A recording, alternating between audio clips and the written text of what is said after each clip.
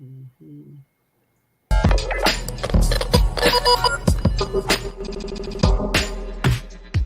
We're the Con Guys, and this is the Con Guy Show, coming to you straight from the nerdy heart of Hollywood, California. Hey, this is Jim with theconguy.com. She's been here with theconguy.com. Katie here, aka the Con Girl. Zordon did not want 5 teenagers with attitude. My name is Derek Sam. I'm Danae Sams, and that's my brother. We are your home for news, opinions, and interviews from the world of Comic-Cons and fandoms. Your ultimate insiders for all things con. Just figured out how to use my microphone. Whoops. Hey, we didn't want to tell you on every other show we couldn't hear you at all. It's usually like over there or something, or up turned off or unplugged. But anyways, welcome everybody to the Con Guy Show, where we ain't afraid of no ghost, and we ain't afraid to prove it. There it is. This is the best picture I think I've seen in weeks and weeks. Ben, what is this? So the local nerd bar here in Hollywood, California, which is called Scum and Villainy Cantina, held a special event last weekend approaching the release of the new Ghostbusters film. And they did it in conjunction with the LA Ghostbusters, who are they're a cosplay group, and they go to different events and they raise money and they go visit kids in the hospital and that sort of thing. And they do all kinds of fundraising for stuff like that. And so they did this kind of pre-Ghostbusters event. They had special cocktails, they had trivia, and we went to this thing and it was packed. But that was my wife and I. She dressed as kind of a cute, sexy Ghostbuster, cute girl version, of Ghostbuster. I think she's Ray Stantz. I think her name tag said Stantz. And she, of course, bedazzled the name tag and the little ghost logo on the shoulder. And then I, of course, went as Zool, the lovely Zool. And I'm actually exposing my nipple in this picture. Yeah, it's scandalous. But it's a boy nipple, so it's okay. Not safe for work. You should have put a pasty on still, like a Ghostbuster pasty. Yeah, the little face. Yeah. Ben, I think you guys need to do more like gender swap things. We've done it. We've done it once before in the past when we went to a Halloween party a number of years ago, and she was sexy Jon Snow and I was Daenerys Targaryen. And I like doing it because Brie always finds these like sexy chick versions of the male character, and then I just dress up in the costume of the female character, like not gender bent or anything, just me dressed as a woman. And I love it. I think it's hilarious, and I have a lot of fun doing it. It's a little harder to think of to make like sexy costumes for men, so you just kind of got to go with the natural sexiness, I think. Back you don't think men are sexy, Katie? No, I'm just saying there's a female sexy version for pretty much every costume. Yeah. So. This is true. A number of years ago at San Diego Comic-Con, I dressed as Sexy Sloth from the Goonies. How's that possible?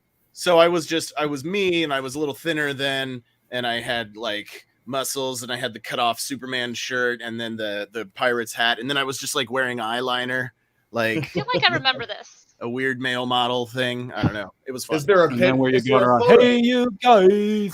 I did, and I would hand people Baby Ruth candy bars. Baby Ruth. Walking around. There you go. Well, everybody, welcome to our Black Friday week Con Guy show. This week we're going to be discussing the brand new Ghostbusters film, Ghostbusters Afterlife, and we have a variety of opinions on this. Not really, just two. No. It is the latest installment and perhaps one of the most beloved franchises, I think, of all time. Even though there were only really 2 OG Ghostbuster movies, and then we made the one from 2016, which had the highest opening numbers of any of the Ghostbusters movies. And then this one, I know, crazy, isn't it? And then we have this one. So we're going to talk tonight about whether or not this is a worthy addition to the franchise. Ben, blood good. All right. And then hello, Nathan Rita. Thank you guys for joining us tonight. My name is Jim. I am the editor-in-chief of theconguy.com and one of your co-hosts tonight. And to my left, in the middle square, that's you, Luke. I guess it is your left from that angle. Well, when I'm pointing, you're right. He's left. Stage left, audience, house right. Yeah. This is Ghostbuster Cheeseman here. Excited to talk Ghostbusters and about collectibles and shopping. I'm with theconguy.com and a screenwriter. So that gives me rights to talk about the script of Ghostbusters. So my opinion matters. Our opinions could matter. not sound more thrilled about it. I'm a Ghostbuster. We offended Austin. This generation, they're very fragile. We lost Austin. Well, in full disclosure, I was about to say, Luke, if you could introduce the con kids with us today. Luke's nephew Austin was with us just a second ago, but it looks like he kind of has some. He's on my parents' internet, so the worst in the world. It's hit or miss, Man, it looks so good. I wonder if he knows that he's not on anymore. You should let him know. Send him a text. All right, but also he's not the only one from the great state of Ohio. Jake. Hey, everybody. Yep, it's Jake from the Jacobus system here in my nerd man cave. I'm the con guy, collectible guy, and I'm here to talk about Ghostbusters. I'm a lifelong Ghostbusters fan. Excited to talk about the movie and about all the stuff that came out in this past year leading up to it. So cool. And then let's drop down to Katie. It's me, Katie Christine, aka the solo con girl again tonight because the Sams have family things to do because it's the holidays, so it's understandable. So yeah, I am representing the con girls today. I'm wearing green eyeshadow for all the things that are green that we're talking about tonight. So yeah, and my ugly Christmas sweater. Oh nice! Yeah. Oh sweet. And my dress form Christmas tree that's in the back right there. Wait. But is it turned hard on? to see. No, there's no lights on it yet. It's a work in progress. Oh, nice. But yeah, I haven't done it for 2 years. But before that, I did a dress form Christmas tree for lack of space in the lovely LA living situations. What's it called? Dress form Christmas tree? Yeah, I make a Christmas tree on my dress form. Oh. So it's like a little bit fashion-y flair. This has you can't see it, but it's a 20s themed skirt. It's a flapper dress. I used little jingle bells all around the sides like this to make it look like a flapper dress. So all right, we need to make sure we see pictures. You can kind of see it like them reflecting a little bit. Yep. Yeah. So. Oh yeah. Very cool. And last but not least, hey everyone, it's me, old buddy Ben. Ben Cleaver here with the Con Guy. You can find me online. I don't know. Are we doing the online at the beginning of the show or at the end? I don't know. Go ahead and do it. You can find me on Twitter and Instagram at BENKLIEWER, or you can search the hashtag BK421. We are coming at you on that hashtag show's network. Really quick plug to our sponsors, Neft Vodka, who, of course, always reminds you to please drink responsibly, as well as Toink.com. Toink has a ton of stuff coming out for holiday season, so go check them out as well. And then, I just wanted to put a quick shout out. In the next weekend, the first weekend of December, that hashtag show is going to have a big presence at Los Angeles Comic-Con. We're going to be doing interviews. We're going to be selling merch. I think we're giving away free t-shirts, some kind of Spider-Man themed t-shirt, if I remember correctly. I don't know. I wasn't paying attention. But anyway, we're going to have a good time at LA Comic-Con. Of course, it's very spread out. They're doing a limited capacity, so it should be pretty decently safe. They're following all state and federal and CDC guidelines as far as distancing and all that kind of stuff. So really excited to go see another con in person. Of course, this coming weekend will be San Diego Comic-Con Special Edition. I would be remiss if I didn't mention that because that is another big one. I'll be interested to see how the turnout for that ends up looking. So yeah, me as well. Yeah. But yeah, I think that's all the nerd formation that I wanted to. Nerd formation. All right, Luke, you have a special guest who is with us today, right? Yeah, we offended him earlier, so he had to jump off. But I talked him down on text messaging, and I sent him a Snapchat, and now we're good to go again. And It was we my have nipple, my wasn't it? nephew Austin, the official con kid, here with us. We have different levels, different shows we've been doing. We have the con kids, we got the con guy, we got the scare guy, we got the con girls, and eventually the tiki freaks. You know, it's just one big happy con family of fandom. But Austin, introduce yourself. I'm Please. Austin. I'm with the Con Kids, and my Wi-Fi is terrible right now, so sorry about coming in and out. Like, I'm really trying. Yeah. Don't worry about it, dude. He may be young, but he's on older people internet. That's my parents. So. Oh, it's terrible. So it's Ohio. What do we call the older Dial generation? It's dial up. You've got The mail. before the con guys. Hey, That's a Mike before con Emke. existed. Good to see you, Mike Emke. We are on. Mike Emke has the Weeby Geeks Network out of the Southeast. Hey. Yep, and our podcast is on Mike Emke's Weeby Geeks Network down there. So we are so happy for him to be here tonight as well. Oh, hello, Mr. Jonathan Wilkinson. Good to see you as always. All right, guys. So this is Thanksgiving week, and I thought let's start it off really kind of nice before we jump into the whole the tumble discussion about Ghostbusters. But and this shouldn't be hard, but sometimes it is. But like, what's something like maybe from this past year, something that we're kind of thankful for? Something. Let's just set the mood. Something we're kind of out, and I can start just to give you guys time to think. Cheeseman and I are, for people who don't know, we're screenwriters, and we were able to write season 2 of a streaming series about cowboys and motorcycles. It's called Sons of Thunder, and it's going to be streaming coming right out after Christmas. So I am really excited for that. That is something really cool. I'm also very thankful that movies are back in theaters, people are back in restaurants, and I'm thankful that I will be spending this Christmas with my family back on the East Coast in a few weeks. All right, who wants to go next? It's hard to top. I think you just took like 3 of them right there. I know. I was trying to give you guys time to think. Get the juices flowing. I'll jump in next if nobody else is ready. I'm just thankful for the health of my friends and family, the people that I love. On Saturday night, I mentioned this on last week's show. On Saturday night, I hosted a stand-up comedy show in my backyard. And it ended up going really well. It was a blast, and it was just a lot of fun to get back into entertainment. I've basically been taking mostly a hiatus from entertainment. I've done a couple of acting gigs here and there, but really not a whole lot going on during pandemic. So it was really great to get back into entertainment. I was producing the show with 2 of my best buddies, and my wife stage managed the show, and she was awesome. So it was kind of a family affair, so to speak. And it was a blast. And I'm looking forward to doing more, moving back into entertainment now that, as Jim was saying, people are back in restaurants, people are back in movie theaters, movies are back in movie theaters, and the world is healing. So that's what I'm thankful for. That's awesome. That is awesome. Does anybody else want to go? It doesn't have to be big and great like what Ben just said. I was going to ask you about the show anyways. I'm glad you brought that up. I mean, I can say something, I guess. I mean, I think, with 2020, and as I call 2021, 2020 part 2, hopefully there's not a part 3, but, TBD.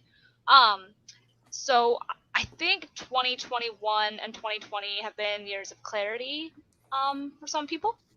And I think it's just been that for me, and I'm thankful that I have clarity. There's still a lot of uncertainties, of course, but knowing that this year has been a time to reflect on things, I'm thankful for that. And I'm also thankful that I get to go home this weekend to spend time with my family, because I have not been home in a hot minute. So that's really cool. That's really cool. All right, who else? I guess I can get super mushy here. Oh yeah, Mush. Well, mush. Just being able to be home and be with my daughter, who is 14 months now, and just watching her grow up over the last year. It's just unbelievable. The greatest gift of all time. It's just amazing to see her, grow and learn and get excited about things and stuff. So that's obviously the the obvious answer, but like you guys too, being able to go back and do things in the real world, go to movies, and especially for me, because I'm a big music fan, I go to concerts again. Went to go to see a couple of shows not too long ago. So just, yeah, like you said, the return to normal, and also just connecting with loved ones and, keeping it real. That's awesome. Jake, we got to get more pictures of, I love some of those shots you do of your daughter. Luke just showed me one yesterday with the sunglasses on. That one was did you dress your daughter up like in Kiss outfit? She had, yeah, we each have we have matching Kiss t-shirts. So there's a couple pictures where I put her in that, and we were holding. All right, I love that. Yep. One day they'll eventually finish each other's sentences. It'll be adorable. She's my little mini me. Yeah. All right. Before we move is. on, Cheeseman and Austin, you guys got anything? Well, I'll get mushy. I'm thankful that I've been able to see Austin play his final year of football. I've gotten to travel back to Ohio. My dad got to celebrate 25 years of a football program started.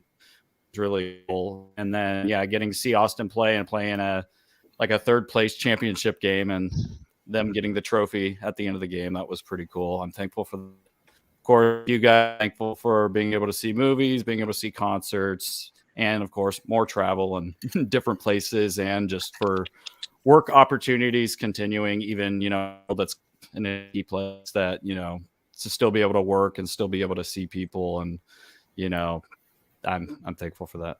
So next year you can do 12 trips to Ohio, right? I'm going to break a record. I know, we never knew where Luke was at this year. Yeah, he's got to come visit me. Yep. Austin, what position you play? Oh, I play linebacker. Nice. I like that. And I was a defensive end back in my day. Oh, nice. A little bit of tandem positioning there. Then work in sequence. Yeah. you played offense too? Yeah. No, I played fullback. I was more into linebacker though. Yeah. Well, But fullback is a little less interesting than linebacker. Oh, for sure. I like placing the hit. Yeah. But Nice. I'm thankful for being able to play this year for sure. I wasn't really supposed to because I kind of went over the age limit, but last year kind of got botched. So they gave me an opportunity to play again. So I'm super thankful for that. Yeah, That's awesome. that's awesome. Well, this is great. Set the tone. I'm just thankful that we have another. I'm amazed that this podcast has gone so long. That we have been able to come together. You guys are. I've grown close with everybody here. This is kind of like a cool thing that this has enabled me to see you guys on a more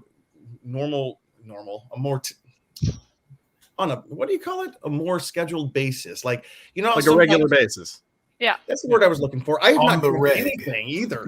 Like it's just crazy. Maybe I need to. That'll help me out. But no, it's just. Oh, thank you, Mike Emke. Seriously though, thankful. Well, this is what he said. He goes, "I'm thankful for." Never mind. Well, I think that's really great. He's thankful that it's the 30th anniversary of Nirvana's album Nevermind. I think that's- There you go. And then also thankful for many of the great shows like the Con Guys on the Podcast Collective. That's awesome. Is this really the 30th anniversary of Nevermind? Yeah. Yeah. Get out of town. That's pretty cool. Yeah. Wow. And then Andy Harrow, it's so good to see you. Andy is going to be down at LA Comic-Con. He let us know. And Andy be looking for some of us on this podcast. I don't think all of us are going to be able to make it this year, but hopefully some of us will be there. And then if you are down at San Diego, I don't think Andy's going to San Diego this year is what he told us. But a couple things real quick before we jump into Ghostbusters Afterlife. This weekend, and Ben already mentioned it, there is the Comic-Con special edition. But if you are able to go down this weekend, myself, I was about to talk about Luke as he leaves the podcast.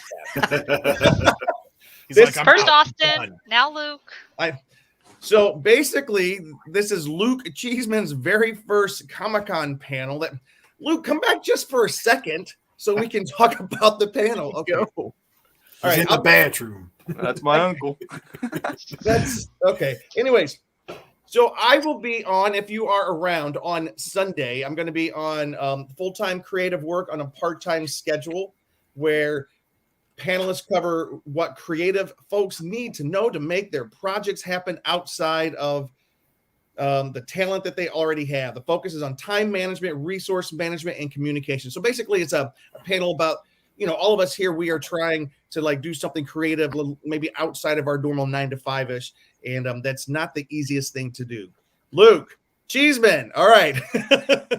I heard you. I didn't miss anything. I heard it. I just wasn't on screen for it. I know, but we were talking about your panel. Luke, this is your very first Comic-Con panel. And Luke, you're in a panel called The Importance of Online Branding and Professionalism.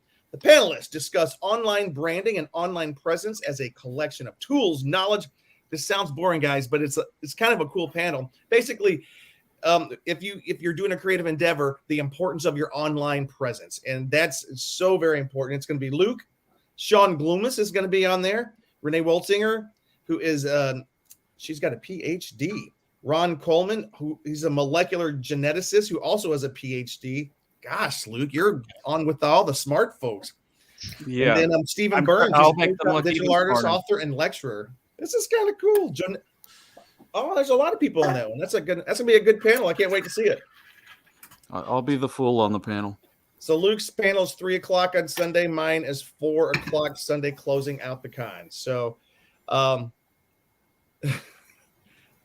you serious? This is also the 35th anniversary of Ferris Bueller. Yeah. Just keep them coming, people. What else are we celebrating? All right. So, and I just want to mention it real quick. The Con Kids, I think you guys, Austin, what is your next project? What's your next show you guys are covering? Yeah, so tomorrow I think Hawkeye comes out. So wait, not tomorrow, 2 days. It's okay, Monday. I was like, but I forgot what day it was. No, but when Hawkeye comes out, we'll be doing a series on that. So Con Kids be so covering excited. Hawkeyes. That's cool. so excited.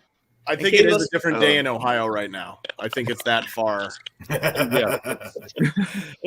With our Katie, give intro already tomorrow. A little bit of a promo, Katie. You guys, the Con Girls, are planning on a show in a few weeks as well. Yeah, we have been really slacking with trying to get it put together, but we will be discussing The Witcher in some way, shape, or form.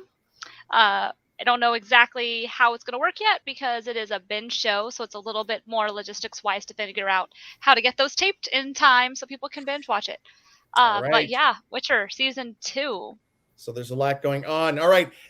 As Luke disappears, any other announcements before we jump into Ghostbusters? Yeah.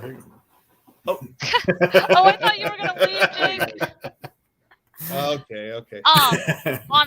Completely side note, which I guess we could kind of talk about on the Black Friday part, but Target announced they will not be open on Thanksgiving. Yep. Today. So Oh, wow. kind of some cool stuff for some retail people, because I know that there's always a lot of controversy on, people who work retail not getting time with their families on the holidays, on Thanksgiving in particular, so they will not be open, and they announced that today, which their Black Friday deals are already going on. So, I think that's really cool. Yeah.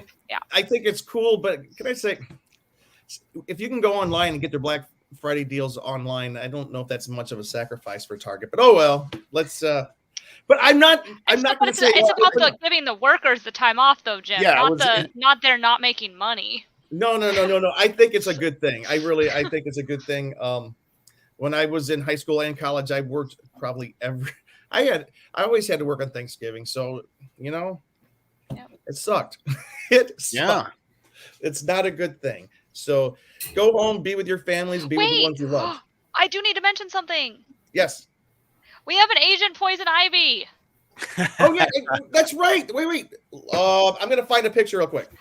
Okay, so for those of you who don't pay attention to DC TV, which I don't blame you. It's very like this. But I used to do the after show for Batwoman Season 1, and then for a while there, for hashtag, I was writing articles about Season 2, and then I lost interest and just kind of stopped.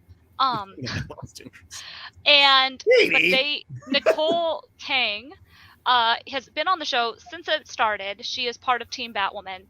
She posted a sneak peek of her costume, and she is now Poison Ivy, apparently. Oh, yeah. Jim has it. a picture up there, but she is going to be Poison Ivy. So Nice. if anybody knows the cosplay characters I love and characters in general, it's Poison Ivy.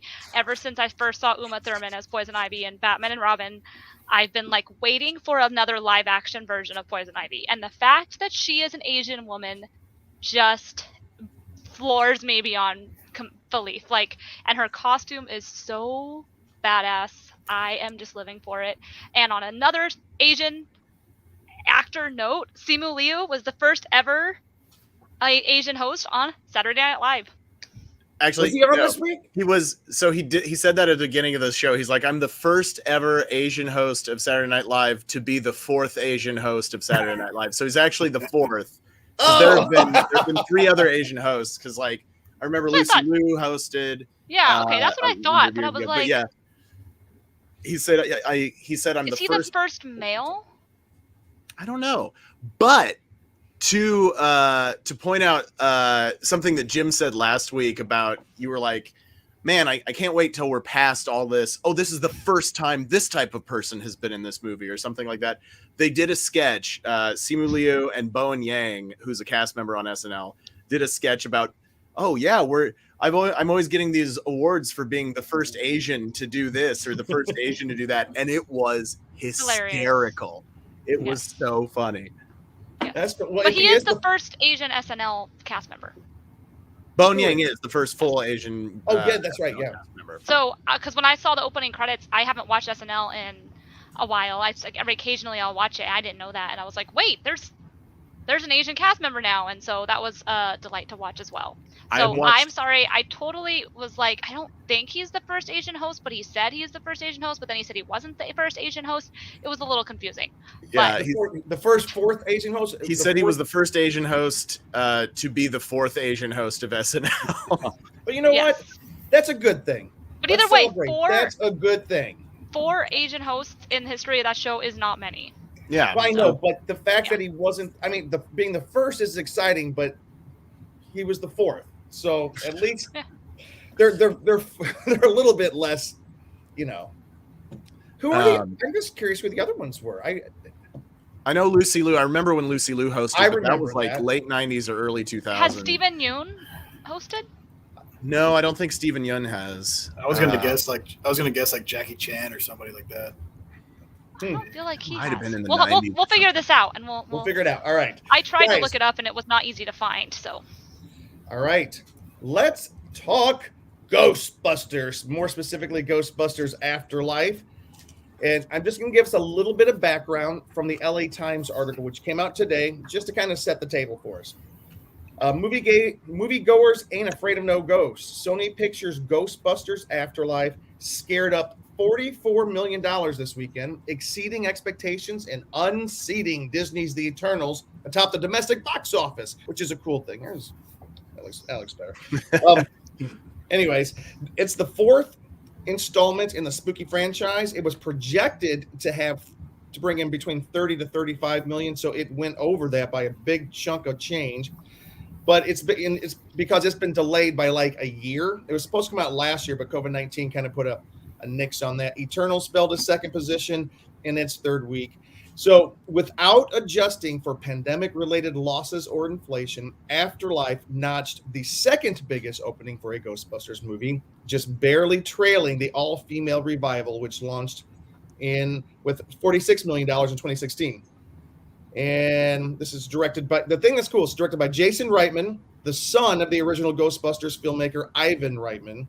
Stars Paul Rudd, Carrie Coon, McKenna Grace, Logan Kim, Celeste O'Connor, and Finn Wolfhard as a new generation of phantom hunters investigating something strange in their neighborhood. All right, let's go. I know that Ben and Kate are going to have a lot to say. I would love to hear. And this is the we call it Circle of Love. And if you guys are listening to this podcast, we are going to talk about specific instances. We probably will not try to, bust up and give everything away, but there's some spoilers we will have to mention, I'm sure. We're going to have to, like, the parts that made me cry, I'm going to have to mention why it made me cry. All right, I would love to know, and let's start with Austin, because, Austin, we never know when your internet's going to cut out, so we have to know.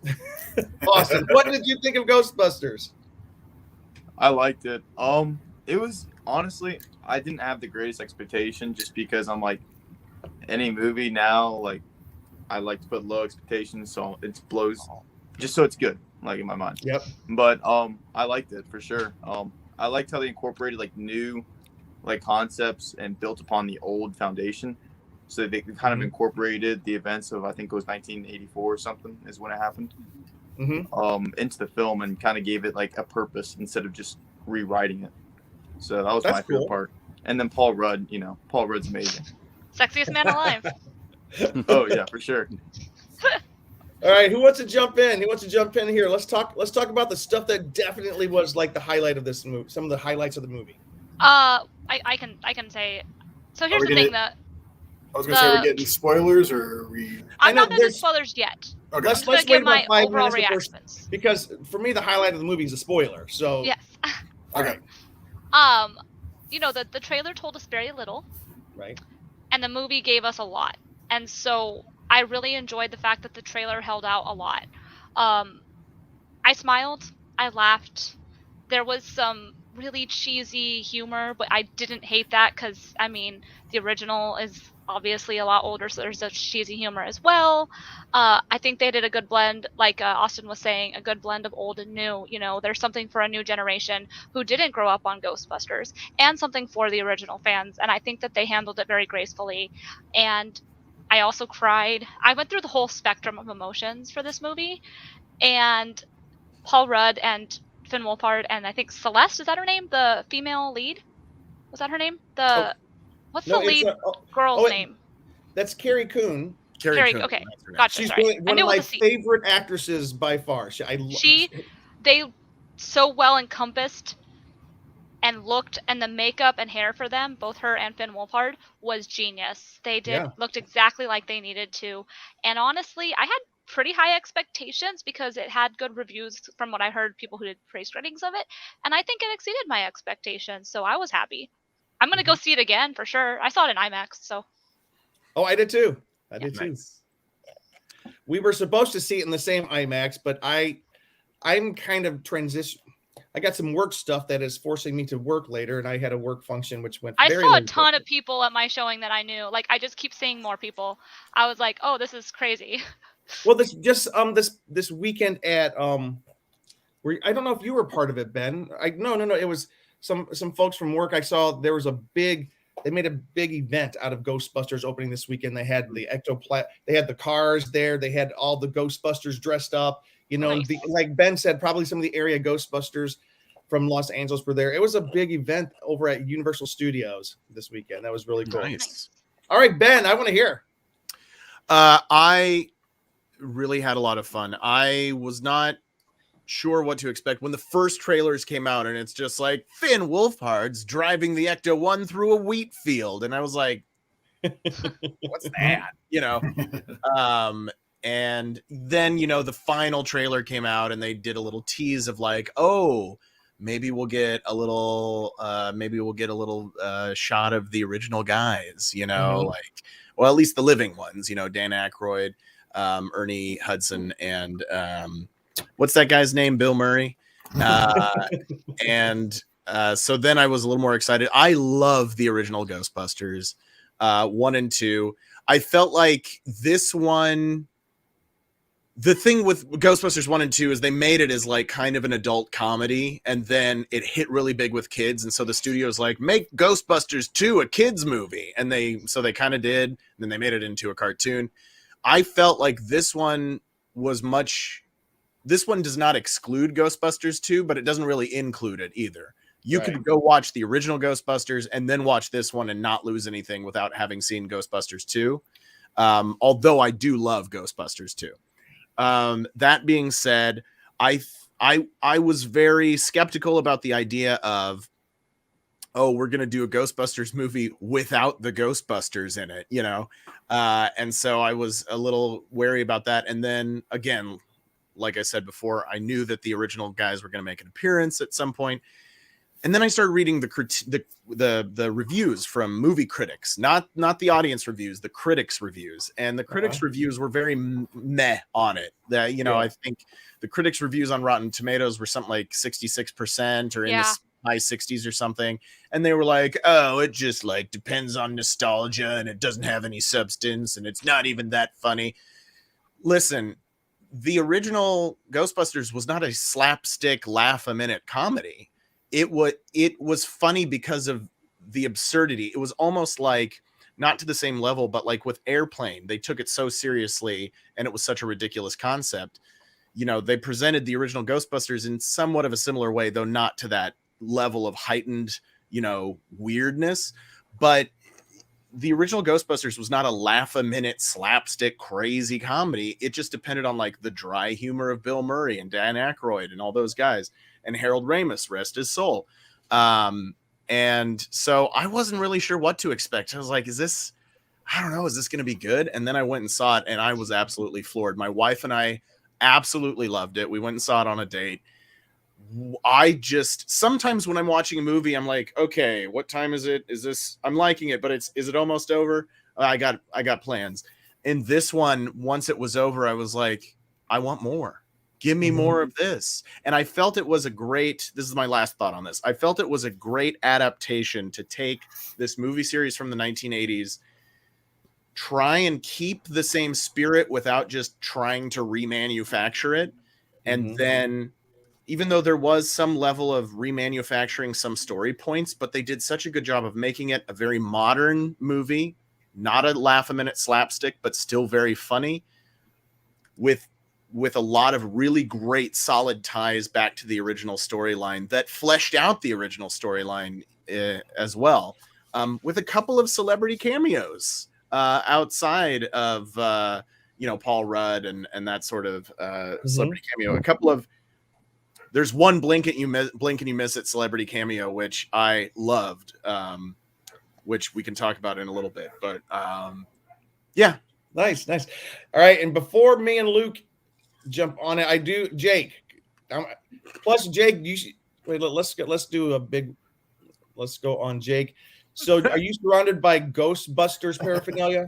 Well, I'll show these once we do the slideshow of the pictures. But yeah, I love the movie. Like I said before, lifelong Ghostbusters fan. Growing up in the late 80s, early 90s, not only the movies were a big part of my life, but also the animated series, The Real Ghostbusters. That was a staple for every Saturday morning. When I was around, 6 or so, when Ghostbusters 2 came out, that's what really shot my fandom forward. And I just happened to have my Ghostbusters 2 VHS tape here with the green bubble shell. But yeah, Ghostbusters 2, very good movie. I think it's very underrated. Definitely deserves its spot in the franchise. But yeah, movie's great. One of the things I love about this new one is the stark contrast they have to the first two, which take place in New York City. So when you think New York, it's very crowded. It's very kind of like shut in.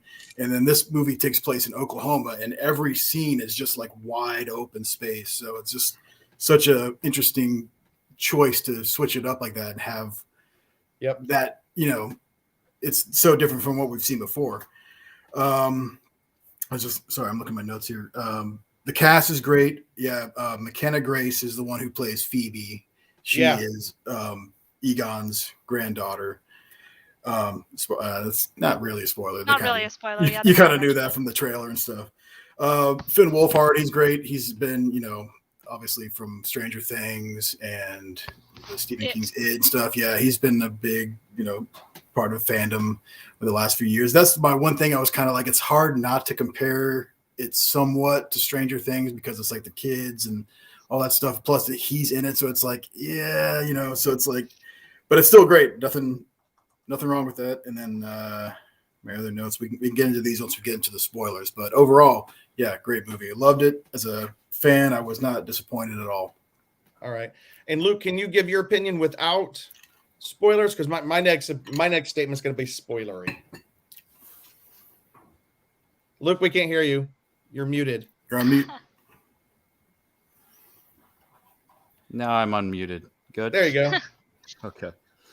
Overall, it was a fun movie. Like, it's definitely something you could watch over and over again. It's even something like I could see myself like owning at some point. Like, I mean, I liked the movie, you know, as a thing. I will share like other thoughts later as kind of a screenwriter, things I thought could have been better. But like, yeah, overall, like, I mean, the pacing was good. Like Ben said, you know, things went kind of fast where it's like, oh, gee.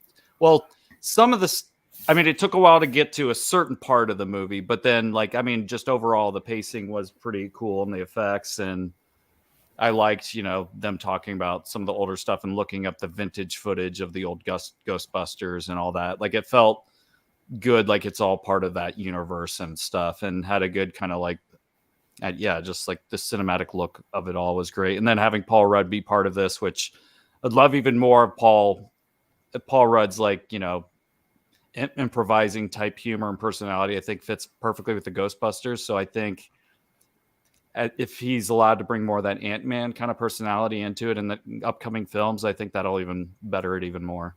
Yeah. But I think they set themselves up well to kind of continue this, which I hope they will. Which there's 2 post-credit scenes. If anybody hasn't seen it who is watching this, there's 2 post-credit scenes. Well, 1 mid-credits, 1 post-credits. Yep. So. And Katie or Austin, I don't know, or Jake, we have a question from a listener. Have you guys ever played the Ghostbusters video game that came out in 08 or 09? I heard it was really good, and a lot of people say this is Ghostbusters 3. Jake? This is definitely Ghostbusters 3, but I have not played the video game. I haven't played it, but a friend of mine, and Luke knows him too, our friend Nick Bory, he played tons of games. And I remember going over to his house around that time, and he was playing it. He had rented it from Blockbuster Video. All right. But it was really cool. And that was like how Andy said, it's Ghostbusters 3, because that was the last time all of the cast got together. And even though it was in live action, they just provided their voices for the game. That was kind of like the closest we got to Ghostbusters 3. Yeah. But yeah, I've heard great things. I've just never played it myself, but I've seen a lot of the clips, and obviously sitting there watching him play it, and it was pretty fun. So let me kick us into. By the way, we can talk about Ghostbusters some more, the things that they did well, because I like the movie, and contrary to what my text message stream, because I have some other feelings about the movie as well, but I did like the movie. Paul Rudd and Carrie Coons, they're just perfect. And what was the girl's name? Oh, she's the daughter. Phoebe. She was amazing. Yeah. She was, McKenna Grace is her McKenna name. Grace. McKenna Grace, yeah. She was very, very good in what they were having her do. And being this sort of an outcast, nerdy girl who kind of saves the world. It was kind of cool. I really did like that. It's so weird. It's so weird seeing them do the press for it now, because they shot the movie like 2 years ago. Yeah. And she looks like so much older now. And she has blonde hair. Yeah. When you see her in the movie, it's like, wow, it's like a totally different person. Yeah. We were going to try to do, I don't think we got it. Like Luke and I went to the Sony lot, is it 4 years ago, for the 35th anniversary? Yeah, it was in 2019. I actually have I didn't have time to adjust the audio, so I don't know if it's better to just share on social media later. I mean, I could throw on random clips, but I don't know what they're talking about. Yeah. No, but we saw, we went to the Sony lot for the 35th anniversary of Ghostbusters. We saw Ivan Reitman and what's his son? Jason. Okay. Ivan and Jason, they were interviewing each other on stage, talking about the older Ghostbusters and then this Ghostbusters. And it was such a very, very cool interview. And yeah, so what we'll do, Luke, if you, a little bit later, if you want to share it on social media, that might be good. Or if you wanted to share one now, that's fine as well. But is this one? I mean, that's a photo. Oh, okay, cool. That's him and his son there. And then Kato Caitlin. He was there at the event, kind of emceeing a lot of the stuff in a Ghostbusters outfit. That was bizarre. That was weird. Yeah, but that's when I really got excited about Ghostbusters, and perhaps my expectations got too big, because like when you get your expectations get so big, then you kind of ruin it for yourself. And I'm here to say that there's a little bit of Ghostbusters that didn't quite go as well as I would hoped it had gone, and I'm going to say this though before we go there. The last I liked the movie Spoiler by itself all the way through. It was a great film. It was fun all by itself. But the last 20 minutes reminded me why I love Ghostbusters. That last 20 minutes was just, I think it was, and I did get tears in my eyes because it was just so good. And spoiler alert, we are going to start discussing part of it because and then the last 10 minutes is when we finally got the return of the 4 original Ghostbusters. And it was amazing. By Bill Murray, Dan Aykroyd, Ernie Hudson. just to see those two guys.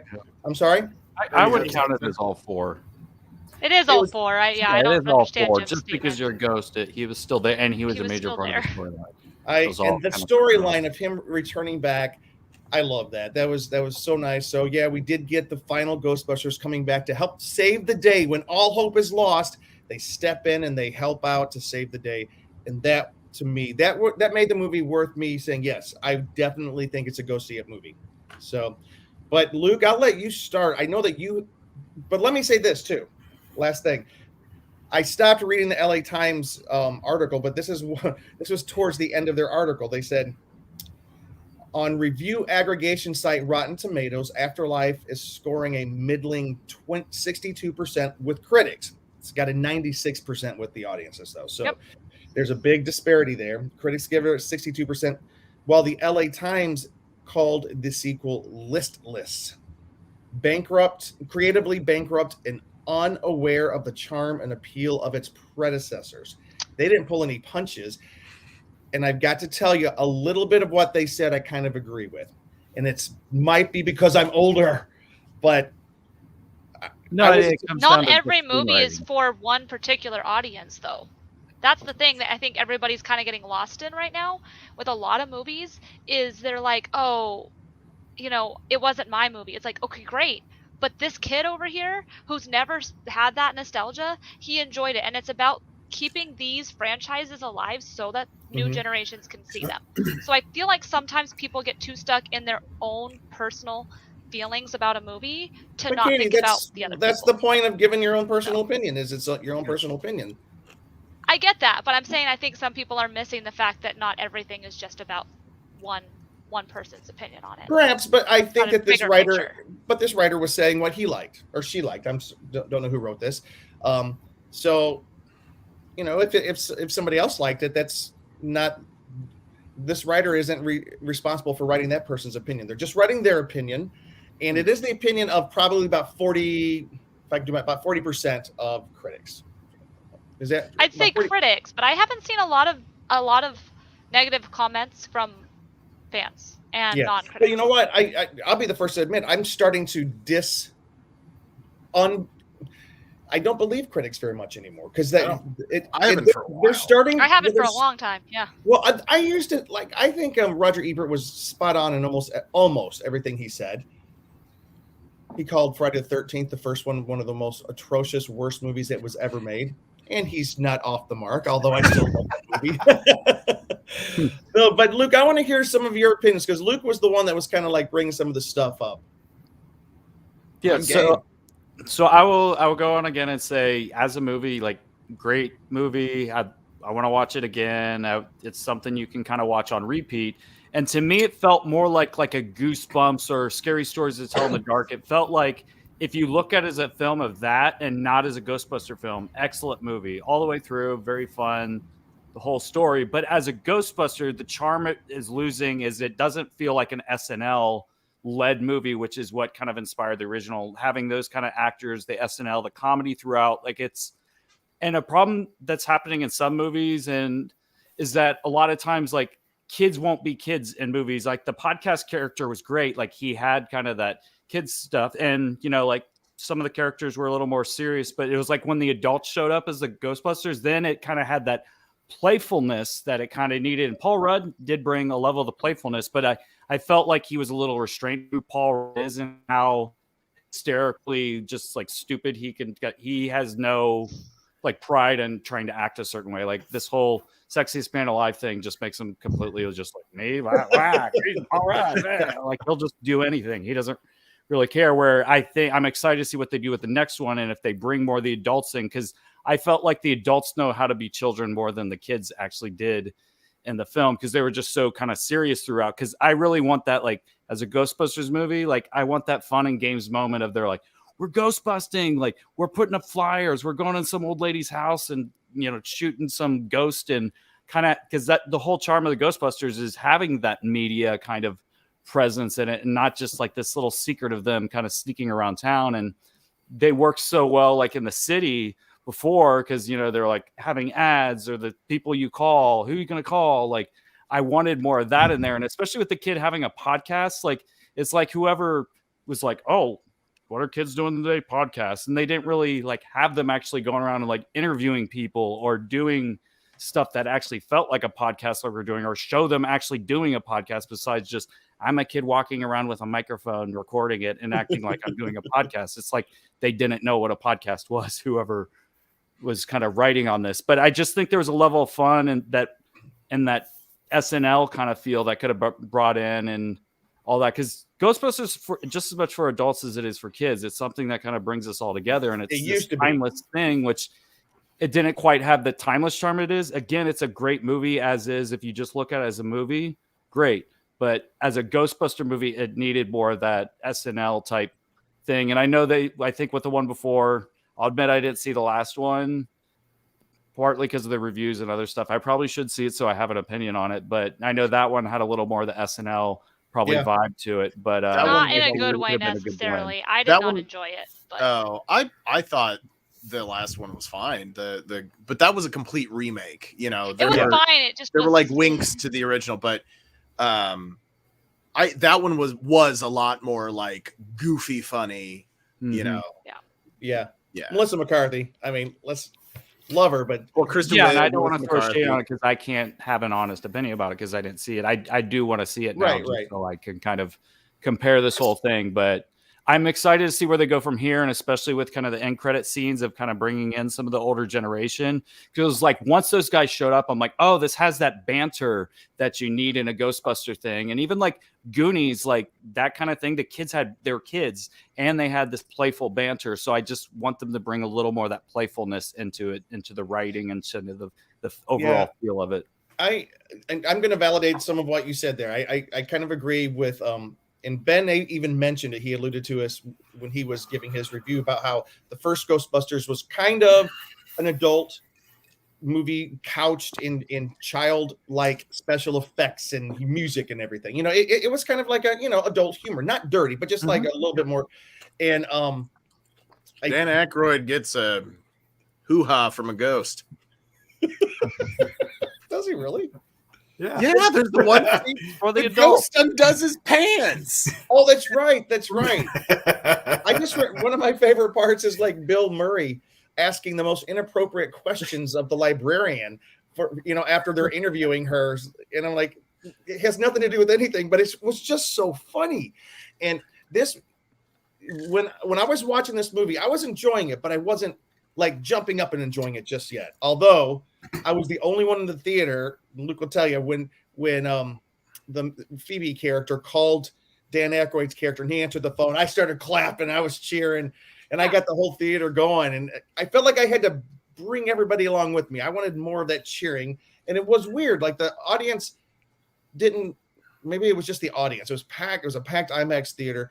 But I was expecting them to react more like that. It's a good thing I was there. Like there were a couple of scenes that really stored and were great. I love the scene driving through when they first time they're driving the station wagon. The kids are driving the station wagon, and she goes out in the expandable chair arm, and she's fighting the ghost that they're chasing down.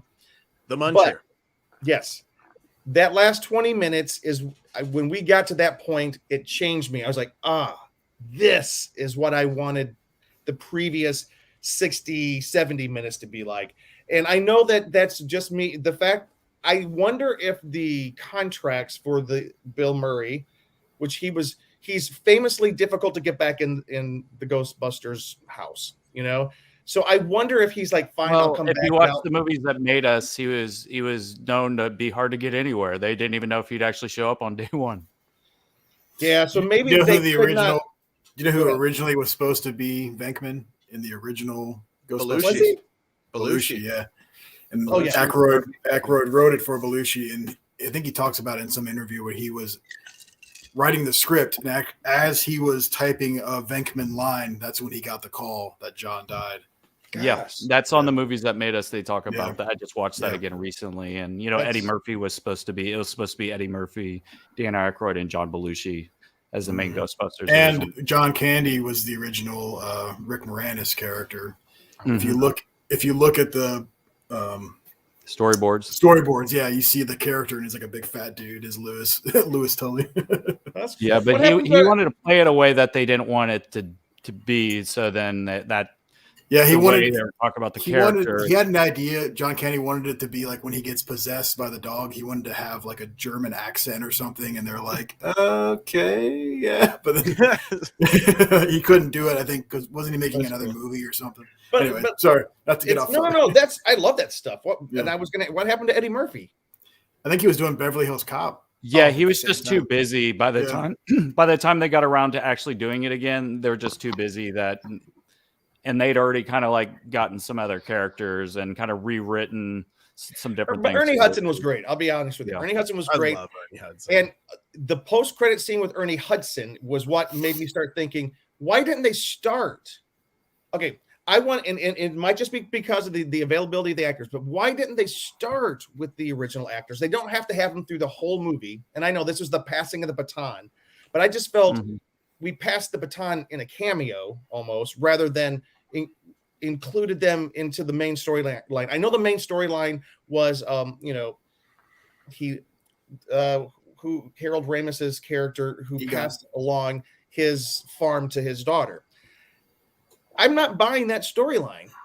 I'm not buying the storyline that he would go off and ignore his daughter for her entire life, but he has all these pictures of her on the wall and he loved her and he comes back and hugs her at the end, which, I love that scene so much. Yeah. But why was he? It almost makes him not like a good character. Like, that's not the guy I remember. They could have done the same thing, but written that better. That didn't seem like he abandoned them. Yeah. Like, they should have been more like his wife thought he was like a total nut, or maybe he did a couple of crazy things. And then she basically kind of like, you're not allowed to be in their life. Because a lot of people, families get torn apart and then the kids no longer see their parent because of, just different things. It should have been more that versus him. Yeah, they should have had a little more choice not to see his family. But you made Egon seem like an abandoner, even though I guess he was protecting them. He was protecting. Well, he's protecting the world through the portal. It would have been nice if there would have been a scene where she finds like a journal or something, or he's explaining like, I can't have contact with her because I'm doing this, or like something like that, where he like a letter that he had written to her but he never got to send or something like that. You know what I mean? Ben, you're trying to say something. Well, I was just going to say, I wouldn't disagree with that. I think I'm also fine with the way the story turned out. I think if you maybe this is me just justifying it in my own mind, but if you, by the way, spoiler alert for everybody, anything that follows will probably be a spoiler. But if you look at the character of Spangler in the originals, he's very laser focused, and I'm almost surprised at the idea of him having like a wife and a kid, in that sense. So but I can be led to the point where I will believe that Egon Spangler got married, had a kid, and then realized, Gozer the Gozerian is still a threat. I've discovered this whole thing that connects to the New York City 1984 incident in the middle of Oklahoma, and I need to go out there and protect the world, because, it was Spangler, Venkman, and what was Dan Aykroyd's character?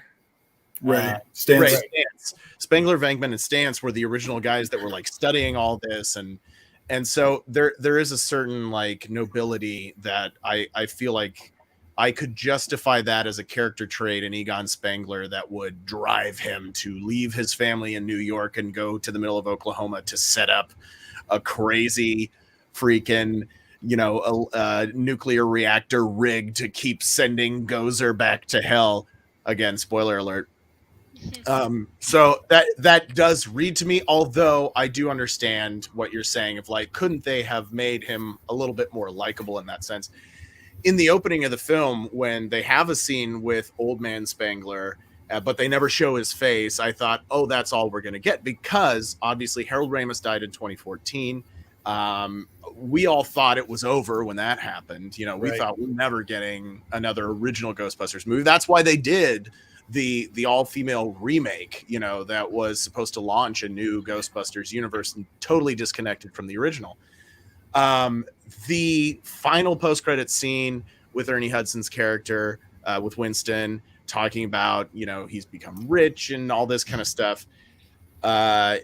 Yes, that could have been at the opening. I kind of looked at that as, well, the structure of movies now, and they are trying to set up the new character storyline. So to me, that does make sense that they would put it at the end to kind of fill in that backspace. The one thing I would say is Winston said that or maybe it was Stan said that the original Ghostbusters firehouse had been turned into a Starbucks. And then there was a shot of Ernie Hudson walking into the abandoned Ghostbusters firehouse. And I'm like, where's the Starbucks?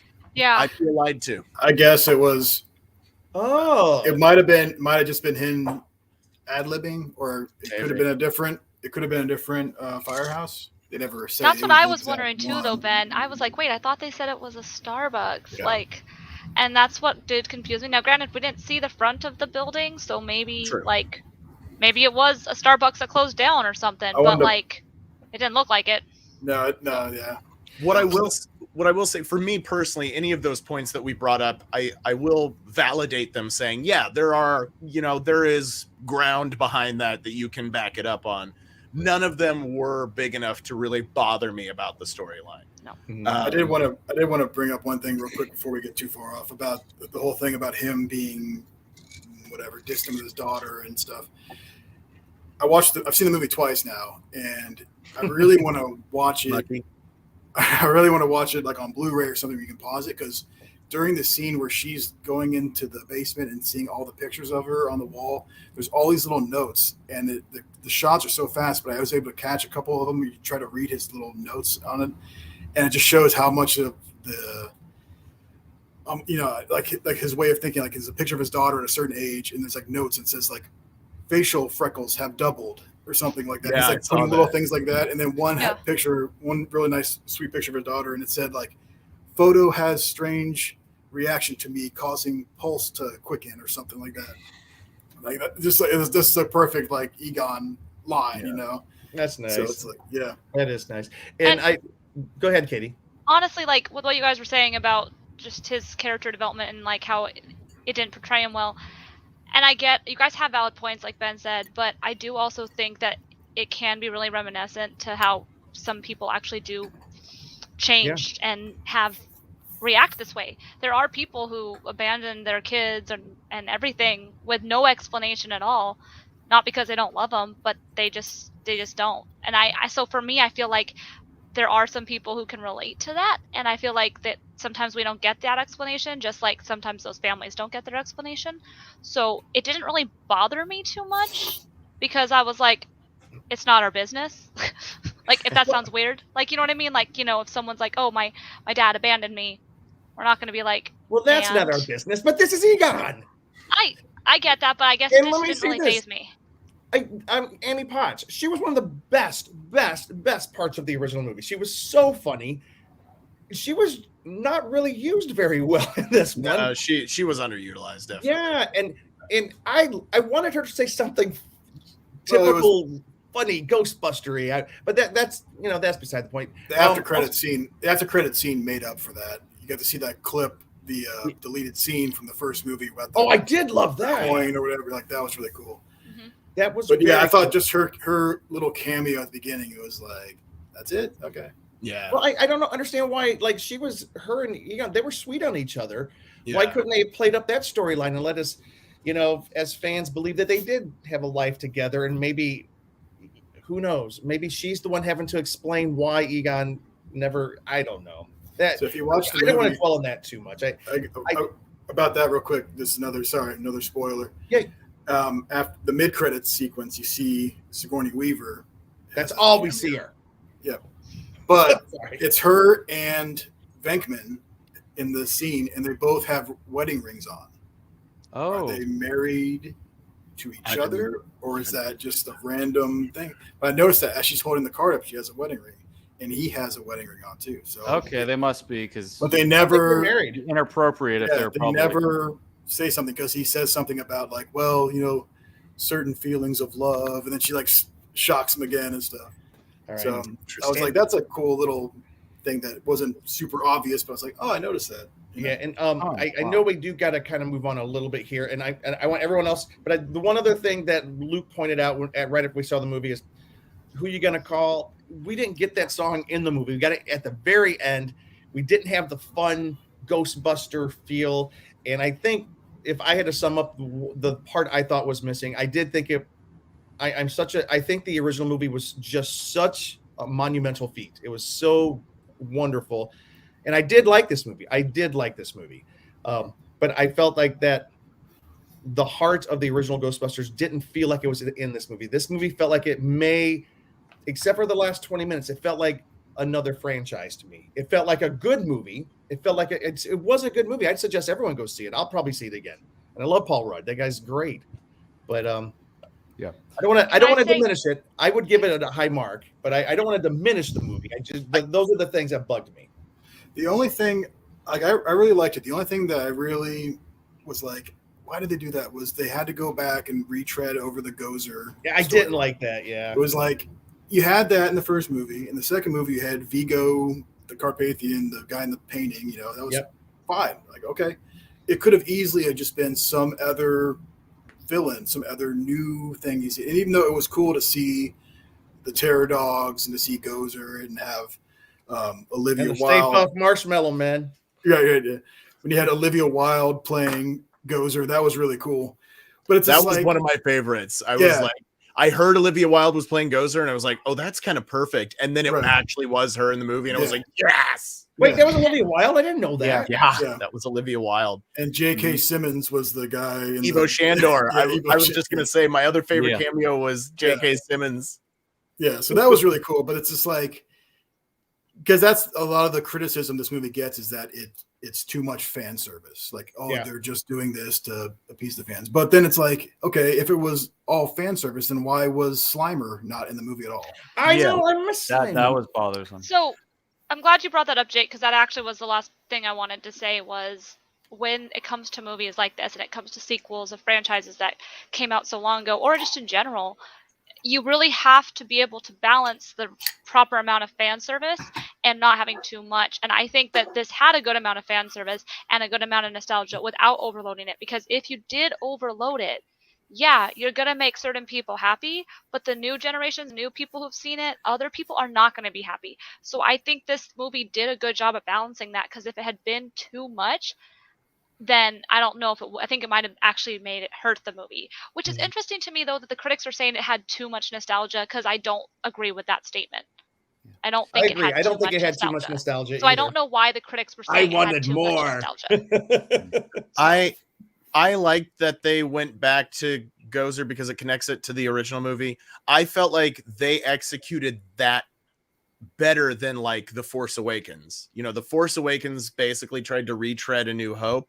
Yeah, but it was all new except it was the same. And this was Rise of Skywalker, bringing back the old villain. Yeah, at least this was the same, villain trying to come back again, and it was a new team trying to stop it.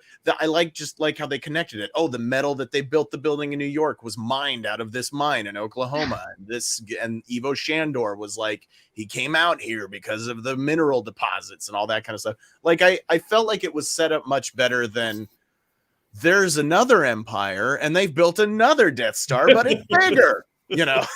I agree with you on that one, Ben. It's a planet this time. All right, guys, we do have to.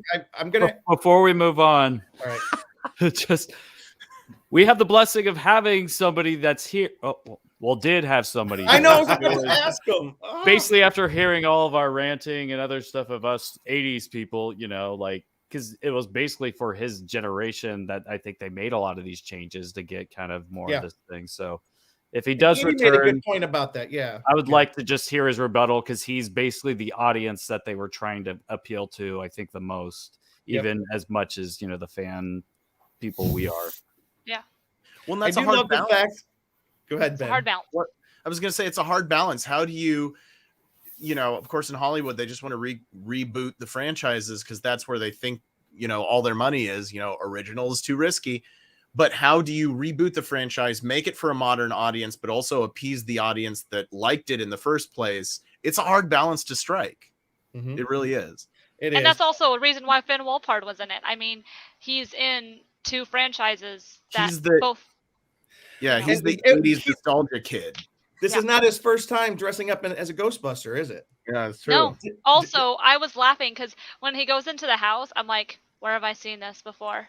It was cool. I was like, I did like that. Are we flashing back to it? Is there going to be a clown? Like, I don't know. Oh, that would have been great. All right, guys. Thank you so much for talking about this. I don't think anyone here disliked the movie. I think we all liked the movie. So I think we all give it kind of a thumbs up. We're going to have to come up with some kind of movie rating system here in the Con Guy so that we can have kind of ratings. All right. 5 gym heads. And we can't. Oh my goodness. Austin, he'll be able to come on and give final thoughts, and then he'll jump off for the next. He won't be part of the next segment. But did you want to do I know you're going to do the Black Friday thing. Did you want to do all the Ghostbusters merch stuff I sent you guys real quick while we're still kind of on the subject? Or? Yeah, so let's do that. Okay. So, since we're going to merge a little bit of Austin coming on, is he coming on, Luke? Yeah, he said he was. Okay. So we'll try to get his final closing thoughts. But yeah, we're moving into Black Friday stuff and a lot of cool stuff that is going to be coming out this week. And not necessarily all this stuff is just Black Friday specific, but it's all available this week. You can get it this week because I know, Luke, you want to share some stuff as well. But while we wait for Austin, I'm going to go ahead and go through what Jake. Wait, here's Austin. Let's let Austin give his final thoughts so he can jump off. We'll release him. Nope. Look. He was there. Look. Oh. There he is. No, me and Luke were both hitting add to add him in. And okay. So, Austin, real quick before we lose you again, like Luke was asking you a question. What was it, Luke? Yeah, so with all of what we're saying, you are the target audience for this of like, let's bring in the Stranger Things vibe. Let's kind of do this whole kind of thing. So like, as much as we're fanboys, they're trying to kind of get, because, you know, the people our age have kids like kind of your age and younger. So as being kind of part of that targeted audience, you know, what were your thoughts based on what we're saying? Did they do the right thing by going this direction, or how did you feel? I don't even know if you've seen the original. Have you? Yeah, I've seen the original. I'm not like super knowledgeable about it, but I have seen it. Well, then you are the perfect audience. Yeah. Yeah. No. Yeah. I like the look of it. Like, sure, they could have been a little more funny with it, like the way Paul Rudd usually is, but it was more adventurous, so it kind of gave it a different like genre, so to speak. I'm kind of a scaredy cat, so I got a little scared on 1 or 2 parts. Being honest. You got scared? What part scared you? It's the jump scares. You know, when she's in like the bunker and all that stuff, and then there's just that blank like crack in the wall. Mm-hmm. I know what you're talking about. I get what you're saying, Austin. It's like that terrifies me. Like I could have bed now. I'm gonna look around the corner. I'm gonna see that.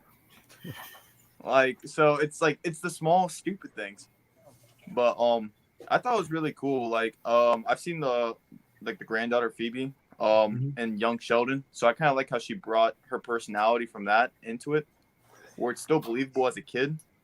Mm-hmm. She's just a really, really like nerdy kid. Yeah, I can't really relate. I'm not that smart, but I'm sure other people can. It was more of like the Stranger Things kid that I was like, he's playing a little bit too cool, but he kind of has a good alibi with trying to impress the girl.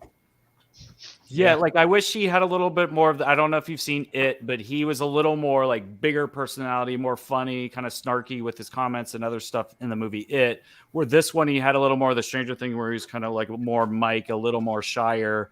But he had a coolness to him, but he was a little more shy than he has been in some other stuff, or than he is in real life if you follow him on like social media and stuff, because he's got a big personality. He's a musician type and all that. Yeah, no, for sure. Also, to add on to the thing you said about the what was it?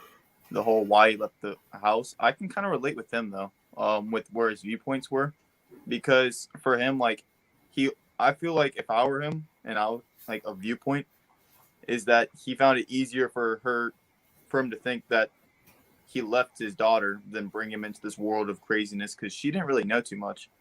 Like it seemed like Paul Rudd's character was the only one who really knew about really any of the Ghostbusters. So it almost made it easier by not knowing her.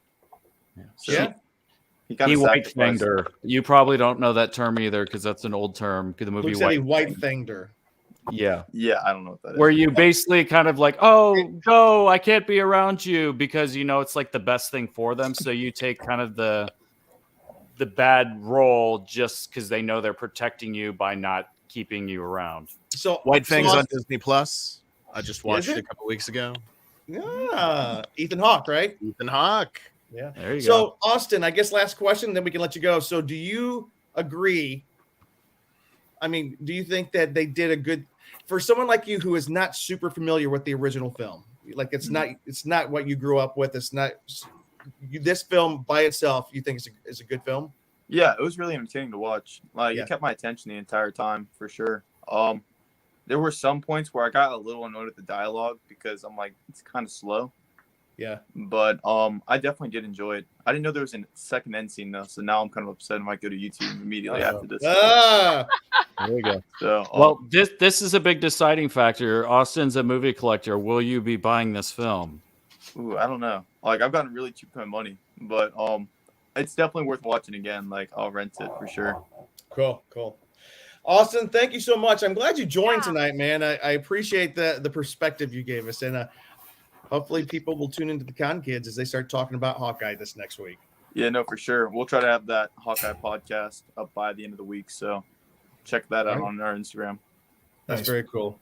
All right, you're welcome to stay as long as you like, but I know that Luke said that you might want to jump off, so he's on a different time zone. It's almost tomorrow for him. Yeah. Okay, Austin, thanks, man. Tomorrow.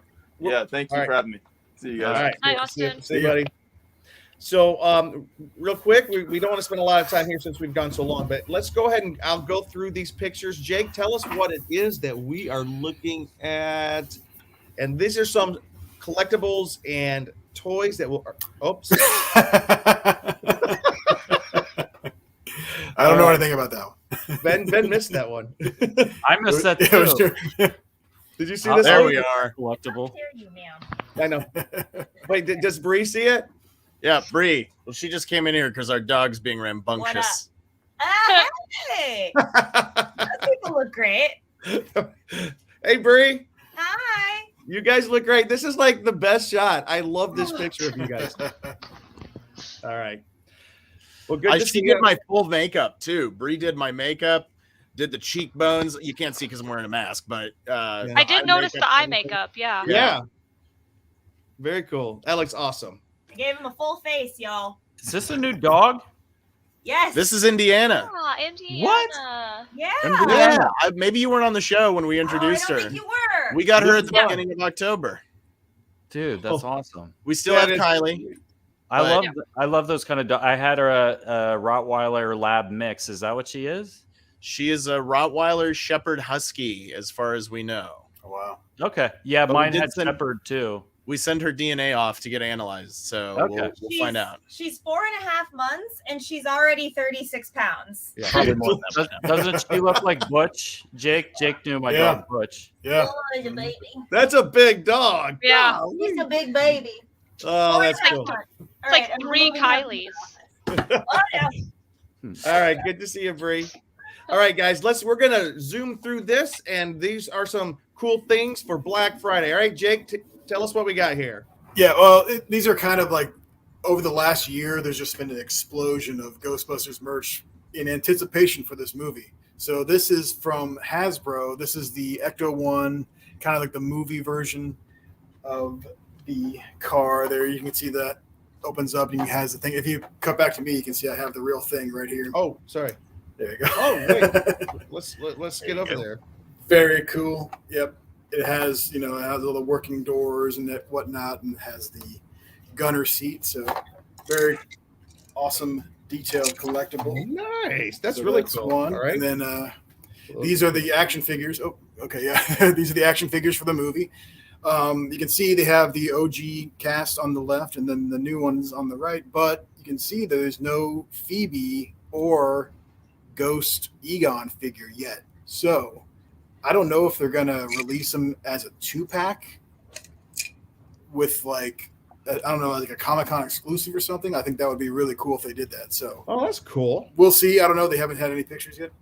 These are from Hasbro also. These are kind of the original Ghostbusters in a kind of like a cartoony version, kind of similar to the OG real Ghostbusters figures. So you can see I have these as well. Zoe, my daughter, loves playing with these because they're just like, they're just very like simple and, they don't really have any things she could like, take apart and choke on her. And they have the Ecto one. Oh, I was gonna say this is the Ecto one they have for that as well. Oh, that comes with these characters. Oh, that's cool. It fits with them, yeah. So then it also has the as it falls the gunner seat as well. So, nice. Very fun. And then go back to those pictures. These are the original. Oh, the next one. Oh, this one. There you go. Yep, the original retro style Kenner figures that were re-released. I think they were Walmart exclusives. And I bought one of these for Zoe. She loves it. She plays it all the time. It's basically Who doesn't like love a Stay Puft Oh my Marshmallow God. Man? This is just I had this as a kid, just pure nostalgia, as well as Slimer. I think you might. Oh have, yeah, there he is. Yep, you might have a picture as well of him on card, which is Wait, funny I think I because got him in here. yeah, Is this him? well, yeah, you can see it says Green Ghost. It was before they gave him the name before they gave him the name Slimer. He was just called Green Ghost. So That's awesome. I mean, it's not wrong. Right. Yeah. All right. And so then those are also the retro style re-releases, and then yet another Ecto one here. As you can see, How many Ectos do you have? I don't know. I got a few. There's also one behind me on the. You can see right yes. Yeah, I can see it. Yeah. Yep. So then Marty McFly in the Batmobile. Yep. So And like Vader. this is one of the characters, right? Yeah. So that's a vintage Kenner action figure, and actually, I've noticed it both times watching the movie. Now, he's in the movie. Yeah. There's a scene where he pops. It's an action figure, not based on anything from the movies. They just it was a really popular. Can you toy. describe it for those who are just listening? It's a ghost with like a big eyeball in his forehead, and then the face, and then when you squeeze it, the eyeball pops out and is attached to a string. And it was just a really popular toy. And in the movie Ghostbusters Afterlife, you see that ghost. You see the eyeball pop out. Yeah, it pops out around the corner, and then the ghost comes around and it pops into. Oh, the that's head. cool. So it was. Yeah. That's like fan service, but that's like super nerdy toy collector fan service. Like it's like. And then those are the re-releases of the retro real Ghostbusters figures. Are those 4-inch? These are 5-inch or so, I'd Okay, say, probably. Okay. But yeah, again, the packaging and everything exactly like how they came out when the original figures were released in like 1986, I think it was, like when the show started. Well, the animated series, the cartoon. The cartoon, of course, they all had different colored jumpsuits. Egon had blonde hair. It was a wild time. Yeah. When Luke comes back, I want him to tell the story about there was a certain episode of Ghostbusters, I think, that terrorized him as a child. Oh yeah, I remember he always talked about that the Boogeyman episode or something. Yeah, with a giant head. So what is this right here? Why is this? Okay, so Luke will know about this as well if you grew up in the 80s and 90s. High C Ecto Cooler was like awesome. It was the Ghostbusters themed drink that they had. It was like a tangerine, citrusy flavored thing. They re-released it when the 2016 Ghostbusters came out, but this one they did make I don't know, like a small batch of it or something, because they posted it on Instagram and it was like, who's ready for Ecto Cooler? Now, keep in mind, this isn't available for purchase, but if you like our Instagram and follow, you might win some. So people were like mad, like, what the heck? What? Like, what is this ad? This is the most misleading thing ever. Can I buy this or not? So it's interesting. My friend took a bottle of that to watch the movie. Oh, So really? I wonder if he won that, like, got a bottle from. Yeah, I don't know. Yeah, I don't know the full story, but I saw the Instagram post from High C or whatever because yeah. And okay, so this is from AMC Theaters. They had an exclusive Ecto One popcorn bucket. Nice. I wasn't able to get it. I tried to get it, but they were all out. They didn't have it. The top opens up, it lights up, and you can put popcorn in it. It's a collectible. Oh, that's. I didn't even know about that. Yeah, I didn't know about it until I saw the movie last Thursday, and then the next day I saw a video, and some guy was like talking about it, like, yeah, they had the popcorn buckets, but they weren't selling them because it technically was before the release date or something. Oh, jeez. So then I went back to see. I saw it on Thursday, and I went back. I saw it last night, and when I went there was like nothing. So they either didn't get them. Probably zipped. Yeah. So, but I've looked on eBay, and it's the popcorn bucket. You get a free large popcorn with it too, but with that it's like $35 or something. So the popcorn's what, $20? I know AMC price. That's like, the nerd in me though, like if there's a popcorn bucket, even though I don't like popcorn, but I will buy souvenir cups and I will buy popcorn buckets like crazy. Yeah, like crazy. I love. And I looked on eBay already, and it's like people are selling it for like $100, $80, something like that. It's like, okay. All right. So, and I think I might have these pictures out of order. Yeah. So that's from yesterday. They have at McGuffin's, which is like the bar at AMC. AMC, they had a special drink called the Ghost Trap with Crystal Head vodka, which is Dan Aykroyd's vodka that he makes and sells in those Crystal Skull cups. So again, I went on Thursday and I didn't see the ad for it until later. I'm like, oh my God, I didn't know that was there. So then when I went last night, I made sure to get one. And it was pretty good. It was like it didn't taste really like Ecto One, but it was similar. It was much more of like like a margarita kind of, but with vodka, I guess, instead of tequila. Very citrusy, very Ecto Cooler. Yeah. Yeah, Ecto Cooler is what I was talking about. Luke, do you have a roast there? What is that? Look at this. Just the season. I smoked a turkey, so it just finished, so I had to go grab it. But that's why he's been jumping out of his chair. Luke's smoking a turkey during the show. This thing's been smoking for like 5 or 6 hours. Nice. Tasty. Now, Luke, that's not a whole turkey. Otherwise, you did it wrong. Yeah, it's a turkey breast. Oh, Yeah. okay. Then it looks right. If that had been a whole turkey, I was like, you smoked it too long. Jake, Uncle Eddie's version. One last thing. Anything else? One last thing to show. I didn't send a picture of it, but Hasbro also did a collaboration, Ghostbusters and Transformers, and they released this figure called Ectotron, which is the Ecto One that transforms into this Ghostbuster. And you can see he even has the proton pack. That's it's hard to see, but he's got the goggles like Ray has and stuff. And he has the name tag. It says Ectotron on it right there. Oh, so that's pretty clever. Amazing. I like that. Pretty clever. And they also you got did the gigawatt one too. This was one of the things I was gonna show at some point. These are on sale currently. So Transformers did a mashup with the Time Machine for Back to the Future, the DeLorean. It's called Gigawatts, the character. So I think Jake, you do have that one too, right? I have it. He's over on the shelf. But yeah, it's a similar kind of look and feel to the Ecto one that you just showed. Yeah. So I only have one product I'm going to show, but because I knew Jake was going to have his and Luke has his. So, but I was hoping Derek was going to be on the show tonight for this.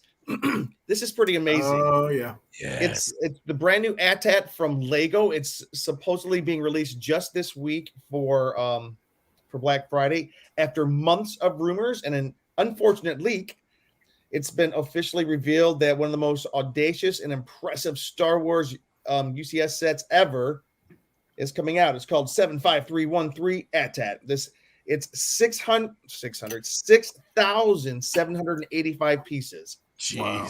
Just get that. That's got to be like what, $600? It retails right now for $800. Yeah. $800. Okay, I was going to say I think. 600. Yeah, I was gonna say I think the Falcon a couple years ago was like $800 too. Yeah, and I think Derek and Laura got the Falcon, right, Luke? They did. Yes, they did. Yeah. So they're in the process of putting that one together. I would love for them to get this one to put it together. Of course, it's so expensive. I was at the Lego store like a week ago, and I was like, I want the Diagon Alley set from Harry Potter, but it's like $400, and I was like, I can't afford $400 right now. But I was like, I've never seen like the box actually at a Lego store, so I was like, oh no, like it's right there. Lego Got it with Bolt today. That's cool. And Lego last but not least, go ahead. Lego just released also the Seinfeld apartment. So it's like the set of his whole apartment with like the kitchen and everything, and then it has all the figures and stuff. It's Ben loves Seinfeld. Yeah, I might need that. It's $80. I got so Ben. It's not too bad. I got Ben something special for Seinfeld. Gonna make a note. A few weeks ago. I don't know if he's. Wait, what's Ben about to show us? This is nice. Katie got me this. The actor who played Yev Kassem. Why can't I think of his name off the top of my head? Because I didn't realize I'd have to be talking about it tonight. Anyway, he was signing pop figures of the Soup Nazi at the Funko store, and Katie knows that I love Seinfeld, so she got him to sign it. It says Ben, no super you. That's awesome. Yes, so. And usually, he's at like cons signing stuff, but it's like $20 a pop. So Nice. To get a figure out of it too. That's so cool. All right, and last but not least, showing his wares, Cheeseman. You're up. Well, so again. I'm not muted, am I? I'm not. No, you're not. You're good. You're good. All right. So yeah, I was showing this earlier. These are still on sale. You can get these, the Transformer, Gigawatt. They also, I'm sure the Ecto one's still for sale too, right, Jake?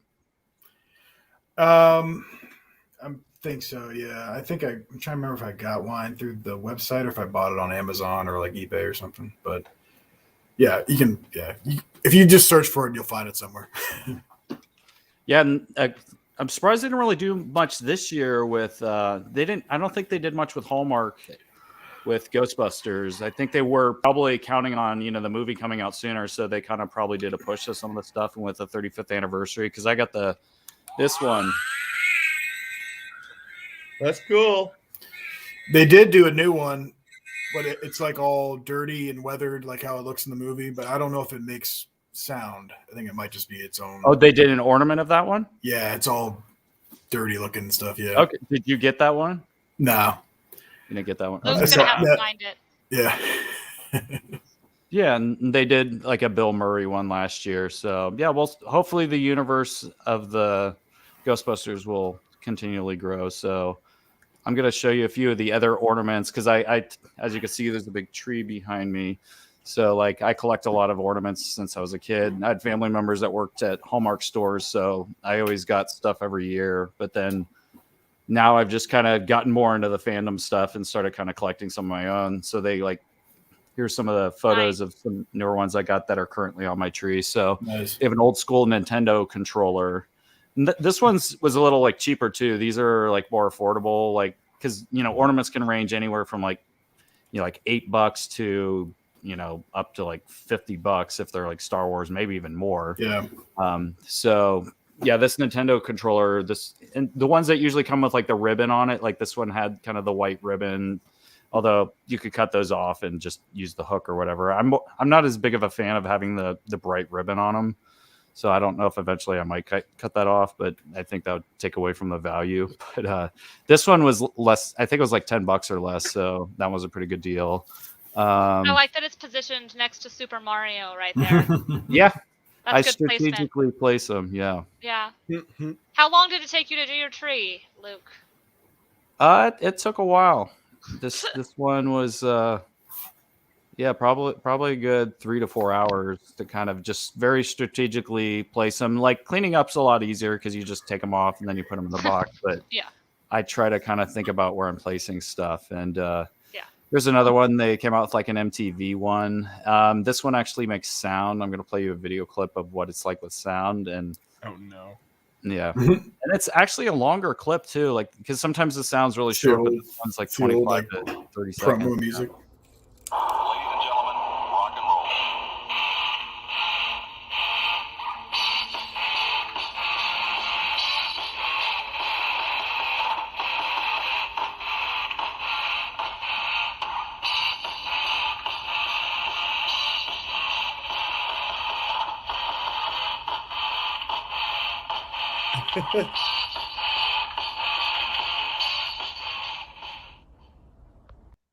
Lights.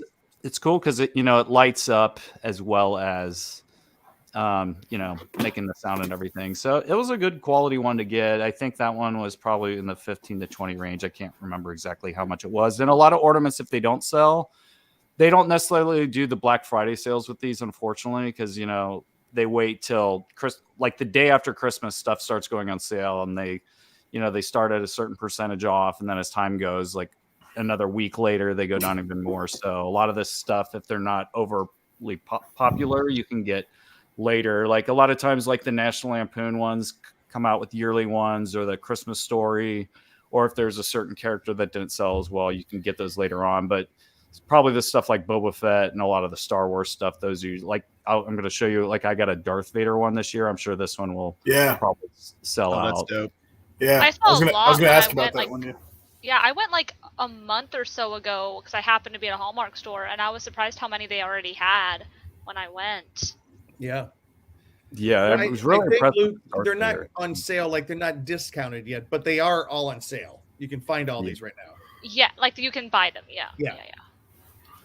And then 11. So she's the second of kind of the Stranger Things series they've done. They did the Demogorgon last year, so now I have like an 11 that I kind of placed beside, so that's facing off on the Christmas tree.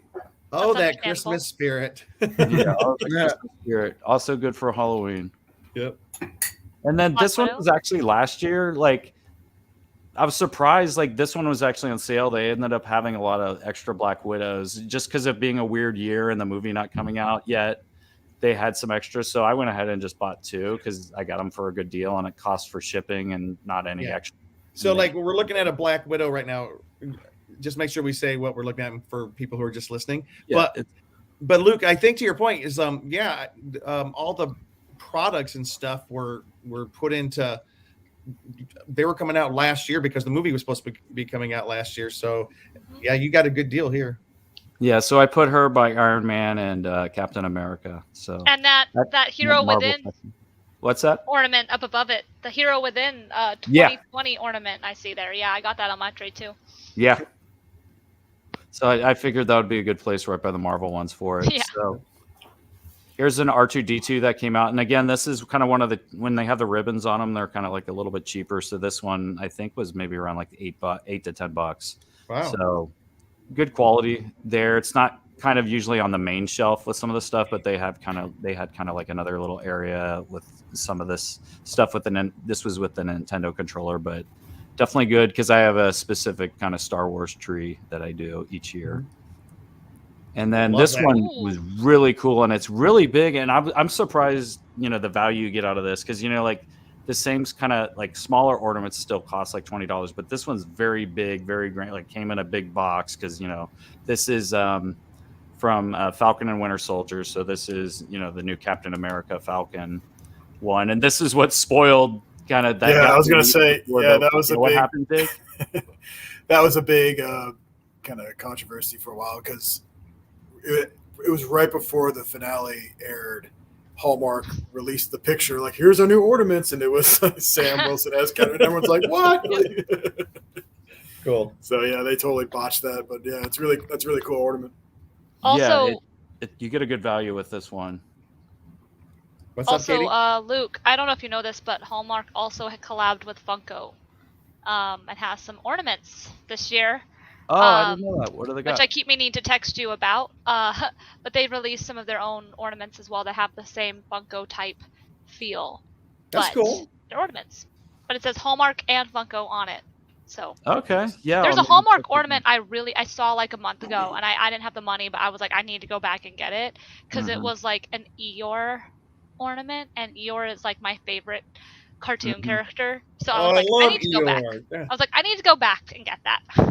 Yeah. All right, folks. Hey, Luke, if you want to hurry up, and are you finished, or you have a couple more? Yeah. So those are the main ones I have right now. I have some waiting for me in Ohio that I got. Running long here. What's that? I said we're kind of running long here. I know.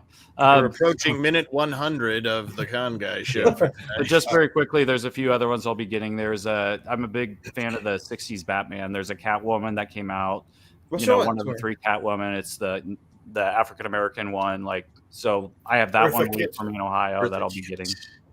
And then I have this is a really cool one. This is one of the more expensive ones. It's a $50 or $60. It's the Batcave, and Batman and Robin slide down the pole, and then they come out the other side as Batman and Robin. So it's, it's Bruce Wayne and Dick Grayson. Wait, where are these at? He doesn't have. I don't have this one yet. This one my mom got for me. It's theater of the mind, Jim. Come on. Yeah. So, and I think, and there's a Jaws VHS one that I'll be I saw getting that. Yeah. as That's well. cool. By the way, your mom said strategic ornament placement on the Christmas tree is a Cheeseman tradition. Mama Cheese is watching. I'll just say one thing. Thank God you're here, Cheese Man. There was one really cool one I saw. I haven't purchased it yet. It was Boba Fett from the book of Boba Fett, where he's sitting on the throne, like the scene from the final episode of Mandalorian, where it's just him sitting on Jabba's throne. So that's very cool. That's very cool. Yeah, I'm gonna have to pick So I definitely try to get. I bet that one will sell out at some point, probably leading up before Christmas. So some of these, especially the Star Wars one, get in the Darth Vader, I'm sure will sell out. All right. So is that it, Cheese? Yeah, that's it as now for my Hallmark collection. All right. I think we are coming to a close. Then you have a couple of other pictures on there. Did you want to share something? Which thing? I think I already showed those. I did them kind of out of order. At the very bottom. Oh, we already showed those. This is from the Ghostbusters event. Oh, okay, cool. All right, guys. Thank you so much. I was gonna Go ahead, say Katie. though, real quick. Anybody who's a gamer, there are so many deals going on for games right now. Target already has Black Friday going on right now, so if you do not want to go to Doorbusters on Friday, you can go. They are already running out of stuff. I went today, but it is the best time of the year to buy video games. DVDs, if you are a hard copy of DVDs person like I am. Yep. But if you guys go to IGN, they have a list of the best Black Friday deals at GameStop. Games like Legends of Zelda is like $30, which is like over 50% off. They have the Demon Slayer game is on sale. What was the other one? GTA 5 is on sale for like $20.